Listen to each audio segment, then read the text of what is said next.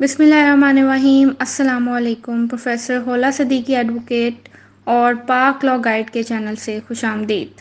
Educationist, certified counsellor, trainer, social right activist, ایک دفعہ پھر آپ سب کی خدمت میں پاک لا گائیڈ کی ٹیم حاضر ہے۔ پاک لا گائیڈ کا یہ چینل خصوصی طور پر قوانین اور حقوق سے آگاہی حاصل کرنے کے لیے ڈیزائن کیا گیا ہے، جس سے نہ صرف طلباء بلکہ عام شخص بھی قوانین پاکستان کے متعلق بھرپور آگاہی حاصل کر سکتا ہے۔ ایک نئے ٹاپک پر آج جانکاری حاصل کرنے سے پہلے سبسکرائب کرنا اور بیل آئیکن دبانا مت بھولیں۔ تو چلتے ہیں آج پھر ایک نئے ٹاپک کی طرف۔ سیلز آف گڈ ایکٹ 1930 فروخت اور لین دین پر قرآن، اور جب آپ معاہدہ کر لیں تو گواہ لے لو، نہ کسی کاتب کو نقصان پہنچے اور نہ کوئی گواہ، کیونکہ اگر تم ایسا کرو گے تو یہ تم میں سنگین نافرمانی ہے، اور اللہ سے ڈرو، اور اللہ تمہیں سکھاتا ہے، اور اللہ ہر چیز کا جاننے والا ہے۔ اور اے میری قوم، انصاف کے ساتھ ناپ تول کو پورا کرو، اور لوگوں کو ان کی چیزوں میں کمی نہ کرو، اور زمین میں فساد نہ مچاؤ، اور جب بھی ناپ تولو پورا کرو اور صحیح ترازو سے تولو، یہ تمہارے لیے بھلائی اور آخرت میں بہترین ہوگی۔ افسوس ان لوگوں کے لیے جو لوگوں کو دھوکہ دیتے ہیں کہ جب وہ لوگوں سے ناپ کر لیتے ہیں تو پورا لیتے ہیں، اور جب دوسروں کے لیے ناپ یا تولتے ہیں تو کاٹتے ہیں۔ سورۃ المطففین، آیت نمبر 83۔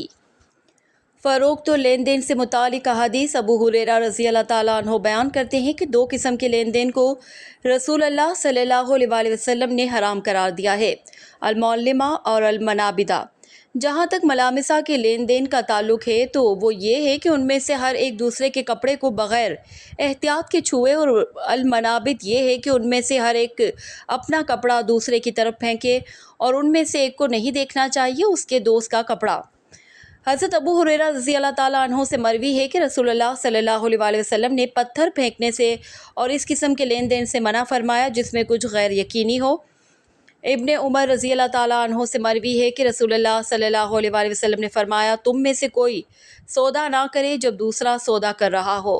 ابو ہریرہ رضی اللہ تعالیٰ عنہ سے روایت ہے کہ رسول اللہ صلی اللہ علیہ وآلہ وسلم نے فرمایا، سواریوں سے ملنے کے لیے نہ نکلو تاکہ اس سے لین دین کرو۔ تم میں سے کوئی ایک دوسرے کے خلاف نہ خریدے اور نہ ہی ایک دوسرے کے خلاف بولی لگائے۔ شہر کا آدمی ریگستان کے کسی آدمی کو نہ بیچے اور نہ باندھے۔ اونٹوں اور بکریوں کے تھن اور جو اس کے بعد انہیں خریدتا ہے اس کے لیے دو راستے کھلے ہیں۔ دودھ دوہنے کے بعد اگر وہ ان سے راضی ہو تو ان کو اپنے پاس رکھ سکتا ہے یا کھجور کے ساتھ واپس کر سکتا ہے اگر وہ ان سے راضی ہے، اگر وہ ان سے ناراض ہے۔ ابو ہریرہ رضی اللہ تعالیٰ عنہ سے روایت ہے کہ رسول اللہ صلی اللہ علیہ وآلہ وسلم نے فرمایا، تاجر سے راستے میں نہ ملو اور اس سے تجارت نہ کرو، اور جو اس سے ملے اس سے خریدے ہو گیا۔ اور دیکھو جب مال کا مالک آئے گا مارکیٹ میں اور اسے معلوم ہوا کہ اسے کم قیمت ادا کی گئی ہے، اس کے پاس اختیار ہے لین دین کو کالعدم قرار دینے کا۔ ابن عباس رضی اللہ تعالیٰ عنہ سے مروی ہے کہ رسول اللہ صلی اللہ علیہ وآلہ وسلم نے فرمایا، جو شخص غلہ خریدے اور وہ اسے فروخت نہ کرے جب تک کہ اس پر قبضہ نہ کر لیں۔ جابر بن عبداللہ رضی اللہ تعالیٰ عنہ سے روایت ہے کہ رسول اللہ صلی اللہ علیہ وآلہ وسلم نے کھجوروں کے ڈھیر کو بیچنے سے منع فرمایا جس کا وزن معلوم نہ ہو۔ ایکٹ کا تعارف اور تاریخ۔ سامان کی فروخت کا ایکٹ 1930 سامان کے معاہدوں کی فروخت کو کنٹرول کرتا ہے۔ یہ جولائی 1930 کے پہلے دن سے نافذ العمل ہوا۔ یہ کافی حد تک English sale of goods act 1893 پر مبنی ہے۔ سامان کی فروخت کے معاہدے عام کانٹریکٹ قانون کے قواعد کے تابع ہیں، یعنی کانٹریکٹ ایکٹ سوگا 1930 کے متعارف ہونے سے پہلے برطانوی ہندوستان میں سامان کے معاہدوں 1872 کی فروخت انڈین کانٹریکٹ ایکٹ کے تحت چلتی تھیں۔ ایک بار جب 73-123 کا اعلان کیا گیا تو سوگا 1930 کو منسوخ کر دیا گیا۔ سوگا 1930 یہ نوٹ کرنا دلچسپ ہے کہ محدود اصولوں کو انڈین کانٹریکٹ ایکٹ 1872 سے لیا گیا تھا جس نے انگریزی عام قانون کے اصولوں کی تعریف کی تھی۔ سوگا 1930 صرف استعمال کیا جاتا ہے اگر بالکل بھی سامان کی فروخت کے سلسلے میں گھریلو تنازعات کے حل کے لیے پاکستانی عدالت 1930 کی قانون کے تحت تنازعات کی تشریح کرتے ہوئے 1979 سوگا پر بھی غور کریں گی۔ اس کے علاوہ پاکستانی عدالتیں انگریزی فقہ پر بھی انحصار کرتی ہیں۔ حصے کے طور پر بین الاقوامی کارپوریشنز یا اس کے معاملے کے لیے سامان کی تمام بین الاقوامی فروغ کے معاہدوں میں یا تو عدالت کا غیر ملکی نظام یا ثالثی کی شق شامل ہوتی ہے۔ در حقیقت پاکستان میں بین الاقوامی مقدمات کا فیصلہ بالکل نہیں ہوتا یا شاذ و نادر ہی ہوتا ہے۔ سیدھے الفاظ میں 1930 سوگا کو بنیادی طور پر مد نظر نہیں رکھا جاتا ہے اور صرف چند قانون کے اسکول اسے پڑھاتے ہیں۔ سامان کی فروخت کا ایکٹ 1930 منقولہ جائیداد یعنی سامان کی فروخت پر حکومت کا ایک قانون ہے۔ سامان کی فروخت ایکٹ غیر منقولہ جائیداد، رہن یا گروی سے متعلق نہیں ہے۔ ایکٹ تفصیل سے بیان کرتا ہے، قانون کی نظر میں ایک درست فروخت کی شرائط، خریدار اور بیچنے والے کے حقوق اور فرائض، فروخت کے معاہدے کے تحت ایکسپریس اور مضمر شرائط اور وارنٹی۔ نفاذ گھریلو فریم ورک، سامان کے رابطوں کی فراہمی پر لاگو اہم قانون سازی، سامان کی فروخت ایکٹ 1930 SGA۔ اس کے علاوہ کانٹریکٹ ایکٹ 1872 کانٹریکٹ ایکٹ کی دفعات میں SGA سے مطابقت نہیں رکھتی ہے، وہ سامان کی فروخت کے معاہدوں پر بھی لاگو ہوتی ہے۔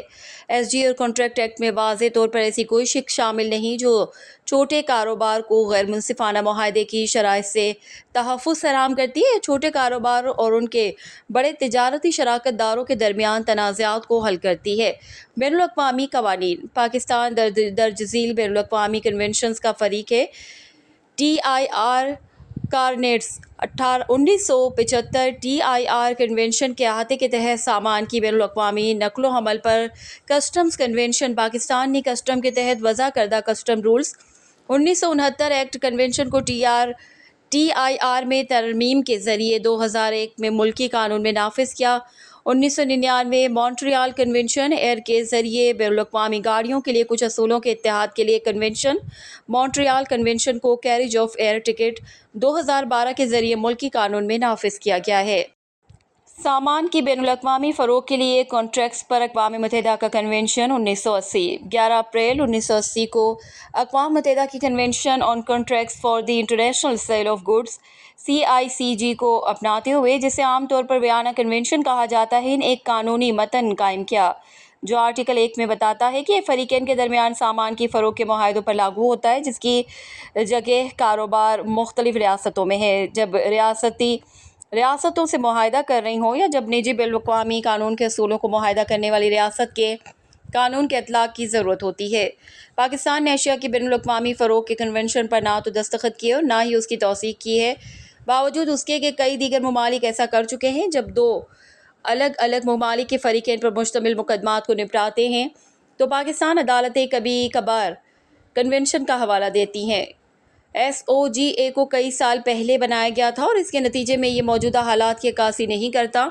ان دونوں ایکٹ کی شقیں پرانی ہیں اور وہ عصری فروخت اور رابطوں کو تقاضوں کو پورا نہیں کرتی ہیں جن میں مختلف قسم کے نفیس پہلو شامل ہیں۔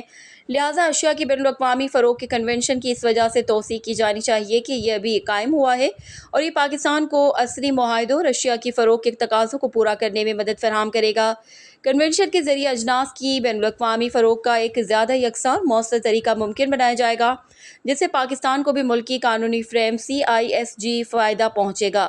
ورک میں موجود خامیوں کو دور کرنے میں بہت فائدہ مند ثابت ہوگا۔ یہ آفاقی قانون کا معاہدہ سرحد پار معاہدوں جیسے عناصر کو حل کرے گا جو گھریلو سامان کی فروخت کے ایکٹ کے تحت نہیں آتے ہیں، کسی بھی ملکی قانون سے برتر نہیں SISG ہے، لیکن جیسا کہ اس مقالے میں دکھایا گیا ہے کہ اس کی زبان کو سمجھنا آسان ہے اور یہ چھوٹے سے درمیانے درجے کے کاروباری اداروں کے لیے اپنی سرگرمیوں کو بین الاقوامی مارکیٹ تک بڑھانے کے لیے موزوں ہوگا۔ واضح کو اپنانا پاکستانی یا ہندوستانی SISG رہے گا، قانون کے ایک حصے کے طور پر کام کرے گا، اس کے متبادل کے طور پر نہیں، صرف بین الاقوامی سیلز پر لاگو ہوگا، نہ کہ کوئی CISG ملکی فروخت پر اس کے علاوہ ضابطہ نہیں، اس لیے گھریلو قانون کے ذریعے خلا کو پر کیا جانا چاہیے۔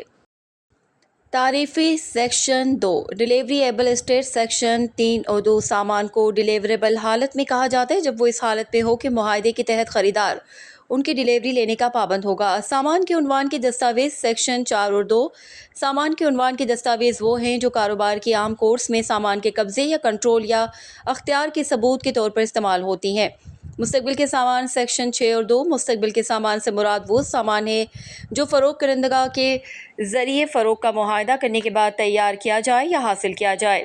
سامان سیکشن 7(2) سامان سے مراد یہ ہر قسم کے مقولہ جائیداد یا قابل عمل دعوے اور رقم کے علاوہ اس میں اسٹاک اور حصص، اگائی جانے والی فصلیں، گھاس اور زمین سے منسلک یا اس کا حصہ بننے والی چیزیں شامل ہیں جن کو فروخت سے پہلے منقطع کرنے پر اتفاق کیا گیا ہے یا فروخت کے معاہدے کے تحت۔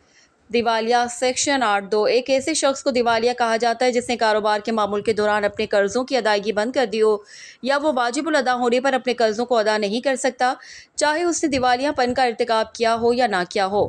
Mercantile agent section 9(2) mercantile agent کا مطلب ہے ایک مرکنٹائل ایجنٹ جس کا کاروبار کے روایتی کورس میں اس طرح کے ایجنٹ کا اختیار ہوتا ہے یا تو سامان فروخت کرنے یا فروخت کے مقصد کے لیے سامان بھیجنے یا سامان خریدنے یا اس پر رقم اکٹھا کرنے کا، یا سامان کی حفاظت۔ سامان کا معیار سیکشن 12(2) سامان کے معیار میں اس کی حالت یا حالت شامل ہوتی ہے۔ مخصوص اشیاء سیکشن 14(2) مخصوص سامان سے مراد وہ سامان ہے جس کی فروخت کے معاہدوں کی شناخت اور اس پر اتفاق کیا گیا ہے۔ سامان کی فروخت کا معاہدہ۔ سامان کی فروخت کے معاہدے کا مطلب سیکشن 1(4) سامان کی فروخت کا معاہدہ ایک معاہدہ ہے جس کے تحت بیچنے والا قیمت کے عوض خریدار کو سامان میں جائیداد منتقل کرنے پر راضی ہوتا ہے۔ عام طور پر جب کوئی بیچنے والا سامان جائیداد کے حوالے کرتا ہے تو خریدار کو قیمت پر کچھ کرنے کا وعدہ کرتا ہے تو اسے سامان کی فروخت کا معاہدہ کہا جاتا ہے۔ کنٹریکٹ آف سیل کے لوازم: کم از کم 2 جماعتیں ہونی چاہیے۔ 2 طرفہ معاہدے کا موضوع سامان ہونا چاہیے، رقم میں قیمت ادا کی جانی چاہیے یا وعدہ کیا جانا چاہیے۔ بیچنے والے سے خریدار کو سامان میں جائیداد کی منتقلی ہونی چاہیے، یہ متعلق یا مشروط ہونا چاہیے۔ ایک درست معاہدے کے دیگر تمام لوازمات کا موجود ہونا ضروری ہے۔ فروخت کے معاہدے کی رسمیات سیکشن 5 سیکشن 1(5) فروخت کا معاہدہ قیمت پر سامان خریدنے یا بیچنے کی پیشکش کے ذریعے کیا جاتا ہے اور اس طرح کی پیشکش کو قبول کیا جاتا ہے۔ سیکشن 2(5) فروخت کا معاہدہ تحریری طور پر، زبانی طور پر یا جزوی طور پر تحریری طور پر یا جزوی طور پر زبانی طور پر کیا جا سکتا ہے۔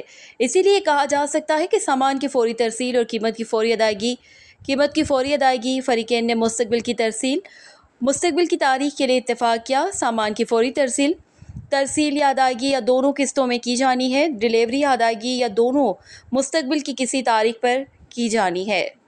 فروخت اور فروخت کے معاہدے کے درمیان فرق۔ فروخت کا معاہدہ: سامان کی فروخت کے ایکٹ کے سیکشن 1(4) کے مطابق سامان کی فروخت کا معاہدہ ایک ایسا معاہدہ ہے جس کے تحت بیچنے والا قیمت کے عوض خریدار کو سامان میں جائیداد منتقل کرنے پر راضی ہوتا ہے۔ بیچنے کا معاہدہ: فروخت ایک معاہدہ ہے جس میں قیمت کے عوض سامان کی ملکیت کی فوری منتقلی ہوتی ہے۔ دوسری طرف اسی ایکٹ کے دفعہ 3(4) ہمیں بیچنے کے معاہدے سے متعارف کرواتی ہے۔ اس میں کہا گیا ہے کہ بیچنے کا معاہدہ ایک ایسا معاہدہ ہے جس کے تحت مال میں جائیداد کی منتقلی مستقبل کے وقت یا اس کے بعد کسی شرط سے مشروط ہوتی ہے۔ فرق کی بنیاد۔ 1. تعریف: فروخت وہ ہے جہاں سامان میں جائیداد کی فروخت کے معاہدے کے تحت بیچنے والے سے خریدار کو منتقل کیا جاتا ہے۔ معاہدہ: فروخت کرنے کا معاہدہ فروخت کا ایک معاہدہ ہے جس کے تحت سامان میں جائیداد کی منتقلی مستقبل کے تاریخ پر کی جائے گی جس کے بعد کچھ شرائط پوری کی جائیں گی۔ فرق کی بنیاد۔ 2. جائیداد کی منتقلی فروخت: سامان کی ملکیت کی منتقلی فوری طور پر ہوتی ہے۔ معاہدہ: سامان کی ملکیت کی منتقلی مستقبل کے وقت یا کسی شرط کی تکمیل سے مشروط ہوتی ہے۔ فرق کی بنیاد۔ 3. خطرے کی منتقلی فروخت: سامان کی ملکیت کی منتقلی فوری طور پر ہوتی ہے۔ معاہدہ: یہ پراپرٹی خریدار تک نہیں پہنچتی، خطرہ بھی خریدار کو نہیں گزرتا ہے۔ فرق کی بنیاد۔ 4. ذمہ داری فروخت: سامان کا بعد میں نقصان یا تباہی خریدار کی ذمہ داری ہے۔ معاہدہ: یہ پراپرٹی خریدار تک نہیں پہنچتی جو خطرہ خریدار کو بھی نہیں پہنچتا ہے۔ فرق کی بنیاد۔ 5. پھانسی یا عمل درآمد معاہدہ فروخت: یہ ایک عمل درآمد معاہدہ ہے کیونکہ کچھ کرنا باقی نہیں ہے۔ معاہدہ: یہ پراپرٹی خریدار تک نہیں پہنچتی ہے جو خطرہ خریدار کو بھی نہیں پہنچتا ہے۔ فرق کی بنیاد۔ 6. خریداروں کے خلاف بیچنے والے کے حقوق کی خلاف ورزی فروخت: یہ ایک عمل درآمد معاہدہ ہے کیونکہ کچھ کرنا باقی نہیں ہے۔ معاہدہ: یہ پراپرٹی خریدار تک نہیں پہنچتی ہے اور جو خطرہ خریدار کو بھی نہیں پہنچتا ہے۔ فرق کی بنیاد۔ 7. بیچنے والے کے خلاف خریدار کے حقوق کی خلاف ورزی فروخت: یہ ایک عمل درآمد معاہدہ ہے کیونکہ کچھ کرنا باقی نہیں ہے۔ معاہدہ: یہ پراپرٹی خریدار تک نہیں پہنچتی ہے جو خطرہ خریدار کو بھی نہیں پہنچتا ہے۔ فرق کی بنیاد۔ 8. سامان رکھنے والے بیچنے والے کی دیوالیہ ہونے کا اثر فروخت: یہ ایک عمل درآمد معاہدہ ہے کیونکہ کچھ کرنا باقی نہیں ہے۔ معاہدہ یہ پراپرٹی خریدار تک نہیں پہنچتی ہے جو خطرہ خریدار کو بھی نہیں پہنچتا ہے۔ فرق کی بنیاد 9، قیمت ادا کرنے سے پہلے خریدار کے دیوالیہ ہونے کا اثر۔ فروخت یہ ایک عمل درآمد معاہدہ ہے کیونکہ کچھ کرنا باقی نہیں ہے۔ معاہدہ یہ پراپرٹی خریدار تک نہیں پہنچتی ہے جو خطرہ خریدار کو بھی نہیں پہنچتا ہے۔ سامان اور اس کی درجہ بندی۔ اس کا مطلب ہے ہر قسم کی منقولہ جائیداد کے علاوہ قابل عمل دعوے اور رقم، اور اس میں اسٹاک اور حصص، اگنے والی فصلیں، گھاس اور زمین کے ساتھ منسلک یا اس کا حصہ بننے والی چیزیں شامل ہیں جنہیں فروخت سے پہلے یا فروخت کے رابطے کے تحت منقطع کرنے پر اتفاق کیا گیا ہے۔ پیسے کا مطلب موجودہ پیسہ ہے اور اس میں نایاب اور پرانے سکے شامل ہیں۔ قابل عمل دعوے کا مطلب ہے کوئی شخص موجودہ استعمال یا لطف اندوز نہیں ہو سکتا ہے لیکن اسے سوٹ یا ایکشن کے ذریعے بازیافت کر سکتا ہے۔ اسی طرح کسی دوسرے شخص کے ذمہ واجب الادا قرض ایک قابل عمل دعویٰ ہے اور اسے سامان کے طور پر فروخت نہیں کیا جا سکتا، حالانکہ اسے تفویض کیا جا سکتا ہے۔ ٹرانسفر آف پراپرٹی ایکٹ 1882 کے دفعات کے تحت خیر سگالی تجارتی نشانات، کاپی رائٹس، پیٹنٹ سب سامان ہے۔ اسی طرح ایک جہاز بھی، جہاں تک پانی، گیس، بجلی کا تعلق ہے تو شک ہے کہ سامان ہے یا نہیں۔ سامان کی 3 اہم اقسام ہیں: مستقبل کا سامان، ہنگامی سامان، موجودہ سامان۔ مخصوص معلوم کر لیا گیا ہے، بے یقینی سامان کی وضاحت کی گئی ہے۔ نمبر 1، مستقبل کا سامان۔ سیکشن 6(2) کے مطابق مستقبل کے سامان سے مراد وہ سامان ہے جو فروخت کنندہ کے ذریعے فروخت کا معاہدہ کرنے کے بعد تیار کیا جائے یا حاصل کیا جائے۔ صرف فروخت کرنے کا معاہدہ ہو سکتا ہے، آئندہ مال کی فروخت نہیں ہو سکتی کیونکہ جو چیز اس کے پاس نہیں ہے اسے فروخت نہیں کر سکتی۔ نمبر 2، لازمی سامان۔ سیکشن 6(2) کے مطابق یہ وہ سامان ہے جس کی خرید و فروخت کنندہ کی طرف سے کسی ہنگامی صورتحال پر منحصر ہے، ابھی تک سامان پہنچنے یا غیر متوقع حالات جو ہو سکتے ہیں یا نہیں ہو سکتے۔ نمبر 3، موجودہ سامان۔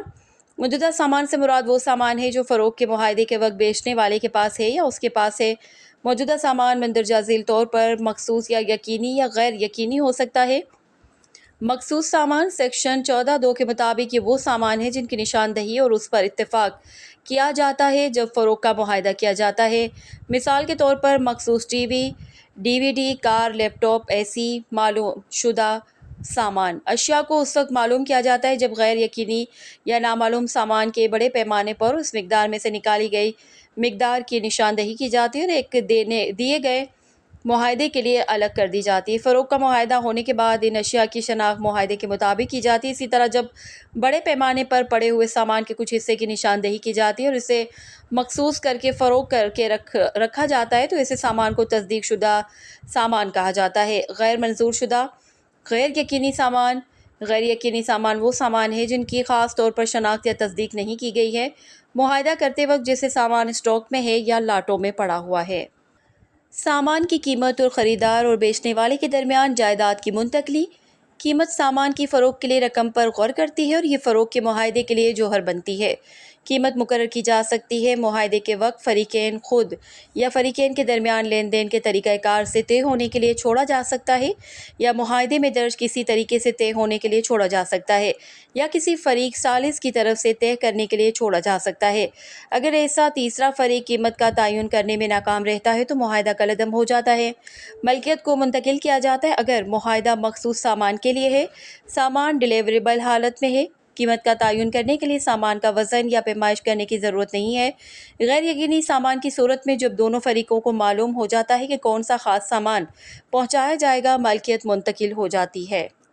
کیسلوز میسرز پیٹرو کاموڈیٹیز پرائیویٹ لمیٹڈ کے طور پر رپورٹ کردہ کیس میں rice export corporation of Pakistan (PLD) 1998 Karachi ایک ہائی کورٹ کے سیکھے ہوئے ڈویژن بینچ نے حکم امتناعی ریلیف کو مسترد کرتے ہوئے مخصوص اور یقینی منقولہ جائیداد کی مخصوص کارکردگی کے معاملات میں حکم امتناعی ریلیف دینے کا اصول پیش کیا۔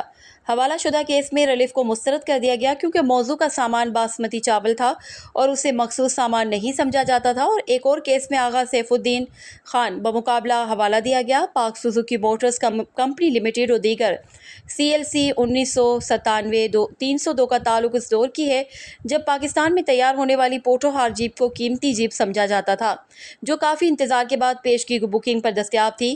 مدعی کو فروخت کرنے پر رضامندی ظاہر کی گئی۔ سوٹ میں جس میں عارضی ترسیل کی مدت 6 ماہ تھی، یہ دیکھتے ہوئے کہ گاڑی کی ڈیلیوری روکنے کا کوئی جواز نہیں تھا، ماہر سنگل جج نے بتایا نے بقایا رقم کی ادائیگی اور دعویٰ کردہ رقم کے لیے بینک گارنٹی فراہم کرنے سے مشروط حکم امتناعی ریلیف دیا۔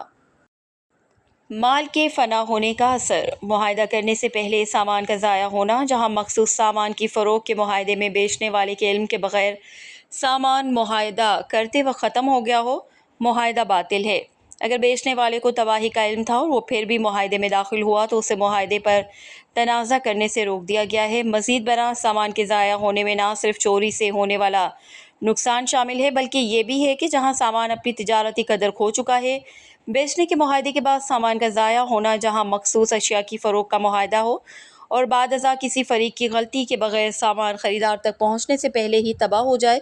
اسی طرح معاہدے سے گریز کیا جاتا ہے۔ اس شق کا اطلاق صرف مخصوص اشیاء کی فروخت پر ہوتا ہے۔ اگر فروخت غیر یقینی مال کی ہے تو بیچنے والے کے قبضے میں اس طرح کے سامان کی پوری مقدار کے ضائع ہونے سے اس کی فراہمی کی ذمہ داری سے چھٹکارا نہیں ملے گا۔ خریدار کے حقوق اور فرائض۔ سامان کی فروخت ایکٹ 1930 کے تحت خریدار کے فرائض: سامان کی ترسیل کو قبول کرنا جب بیچنے والا اپنے سودے کے اختتام کو پورا کرنے کے لیے تیار ہو، سامان حاصل کرنے کے لیے مطلوبہ ادائیگی کرنا، سامان کی ترسیل کی درخواست جمع کرانے کے لیے مناسب وقت پر سامان کی فراہمی پر اصرار کرنا چاہیے، اشیاء کی قسطوں پر ترسیل قبول کرنا، انتظامات کے مطابق ان کی ادائیگی کرنا، خریدار کو ٹرانزٹ کے دوران خراب ہونے کے خطرے کو قبول کرنا چاہیے، جب سامان اس جگہ کے علاوہ جہاں سے خریدا گیا تھا کسی اور جگہ پہنچانا ہو، بیچنے والے کو مطلع کرنے کے لیے اگر خریدار مصنوعات کو مسترد کرتا ہے، بیچنے والے کی طرف سے ڈیلیوری کی پیشکش کے بعد خریدار کو سامان کے بروقت ترسیل کو قبول کرنا چاہیے، جس مقام پر خریدار سامان کی ملکیت حاصل کرتا ہو اس مقام پر رقم ادا کر کے معاہدے کے ضروریات کو پورا کرنا، سامان قبول کرنے میں ناکامی کے نقصانات کو پورا کرنے کے لیے سامان کی فروخت ایکٹ 1930 کے تحت خریدار کے حقوق: معاہدے کے مطابق اشیاء وصول کرنا، سامان کو مسترد کرنا جب وہ وضاحت، معیار یا مقدار کے لیے معاہدے کی تصریحات سے مماثل نہ ہو۔ جب اس اثر کے تحریری معاہدے کے بغیر سامان قسطوں میں دیا جاتا ہے تو معاہدہ ختم کیا جا سکتا ہے۔ بیچنے والے کو خریدار کو اس وقت مطلع کرنا چاہیے جب سامان سمندر کے ذریعے بھیجا جا رہا ہو تاکہ خریدار انشورنس کے انتظامات کر سکے، سامان کا معائنہ کرنے اور اس بات کا تعین کرنے کا مناسب موقع دیا جائے کہ آیا وہ معاہدے کی تعمیل کر رہے ہیں۔ بیچنے والے کے خلاف مقدمہ دائر کرنے کے لیے اگر وہ اپنی رقم واپس حاصل کرنے کے لیے سامان نہیں پہنچاتے ہیں، اگر بیچنے والا غلط طریقے سے گاہک کو سامان پہنچانے میں ناکام ہو جاتا ہے یا انکار کر دیتا ہے تو خریدار کو بیچنے والے پر ہرجانے کے لیے مقدمہ کرنے کا حق ہے۔ بیچنے والے کے خلاف ایک مخصوص کارکردگی کا دعویٰ لانے کے لیے وارنٹی کو برقرار رکھنے میں ناکامی یا وارنٹی کے خلاف ورزی سمجھی جانے والی صورتحال کے لیے بیچنے والے کے خلاف ہرجانے کا دعویٰ دائر کرنا، معاہدے کی ممکنہ خلاف ورزی کے لیے بیچنے والے کے خلاف ہرجانے کا دعویٰ دائر کرنا، جب کوئی بیچنے والا کسی معاہدے کی خلاف ورزی کرتا ہے اور اسے گاہک کی رقم واپس کرنی ہوگی تو خریدار بیچنے والے پر سود کے لیے مقدمہ کر سکتا ہے۔ بیچنے والے کے حقوق اور فرائض۔ سامان کی فروخت ایکٹ 1930 کے تحت بیچنے والے کے حقوق: کچھ شرائط پوری ہونے تک سامان کو ٹھکانے لگانے کا حق محفوظ رکھنا، منظوری پر فروخت کو مکمل کرنے پر غور کرنا، جب خریدار اپنی قبولیت کا اظہار کرتا ہے، فروخت کو اپناتے ہوئے کوئی عمل انجام دیتا ہے یا مسترد ہونے کا نوٹس فراہم کیے بغیر بتائی گئی تاریخ یا مناسب وقت کے بعد سامان کو برقرار رکھتا ہے، صرف خریدار کی درخواست پر سامان فراہم کرنے کے لیے جب اتفاق ہو تو قسطوں میں سامان فراہم کرنا، جب تک خریداری کی قیمت ادا نہیں کر دی جاتی تب تک اپنا حق ادا کرنا اور اشیاء کی ملکیت برقرار رکھنا، جب تک قیمت ادا نہیں کی جاتی سامان کو ٹرانزٹ میں روک کر مالک کو واپس کیا جا سکتا ہے، کچھ شرائط میں سامان کو دوبارہ بیچنا جب تک خریدار ملکیت حاصل نہ کر سکے، سامان کی ترسیل سے روکنا جب سامان کی ملکیت خریدار کو منتقل کر دی جاتی ہے یا جب معاہدے کی شرائط کے تحت قیمت ایک مخصوص تاریخ پر واجب الادا ہوتی ہے اور خریدار ادائیگی نہیں کرتا ہے تو بیچنے والا خریدار کے خلاف قیمت کا دعویٰ کر سکتا ہے۔ سامان کی فروخت ایکٹ 1930 کے تحت بیچنے والے کے فرائض: خریدار کو سامان کی ملکیت حاصل کرنے کے لیے ضروری انتظامات کرنا، فروخت کے معاہدے پر سامان کا تعین اور سید میں لانا، خریدار کی قانونی اور سامان کی مکمل ملکیت کو منتقل کرنا، سامان کی ترسیل کے لیے معاہدے کی ضروریات کو پورا کرنا، اس بات کی ضمانت دینے کے لیے کہ فراہم کردہ سامان کسی بھی مضمر یا بیان کردہ شرائط یا وارنٹی پر عمل پیرا ہے، ڈیلیوری کے لیے سامان تیار کرنا اور خریدار کی درخواست کے مطابق ڈیلیور کرنا، بیچنے والے کو وقت پر اشیاء کی فراہمی کی ذمہ داری پوری کرنی چاہیے یا کم از کم طے شدہ گھنٹے اور مناسب وقت تک ڈیلیوری سے منسلک اور اس سے متعلق تمام اخراجات کی ادائیگی کے لیے اس مقام تک جب تک کہ سامان ڈیلیوری کے قابل حالت میں رکھا جائے۔ پہلے سے طے شدہ مقدار میں سامان فراہم کرنا۔ بیچنے والے کو اس بات کو یقینی بنانا چاہیے کہ صرف اس وقت جب خریدار اس کی درخواست کرے سامان کو مرحلہ وار فراہم کرے۔ بیچنے والے کو سامان کے انشورنس کے انتظامات اس وقت کرنا ہوں گے جب وہ کیریئر کی دیکھ بھال یا منتقلی میں ہو۔ گاہک کو فوری طور پر مطلع کرنے کے لیے جب سامان سمندر کے ذریعے بھیجا جا رہا ہو تاکہ وہ انشورنس کا بندوبست کر سکے۔ مشتری ہوشیار باش ایک لاطینی لفظ ہے کہ جس کا مطلب ہے خریدار کو ہوشیار رہنے دو۔ اس کا مطلب یہ ہے کہ سامان خریدتے وقت خریدار کو محتاط رہنا چاہیے۔ یہ اصول بتاتا ہے کہ سامان خریدتے وقت خریدار کو چاہیے کہ وہ سامان کو معقول جانچ کرے تاکہ اپنے آپ کو مطمئن کر سکے کہ سامان اس کے مقصد کے لیے موزوں ہے۔ سیکشن 6 فراہم کرتا ہے کہ کسی خاص مقصد کے لیے جس کے لیے سامان فروخت کے معاہدے کے تحت فراہم کیا جاتا ہے اس کے معیار یا فٹنس کے بارے میں کوئی ضمانت یا شرط نہیں۔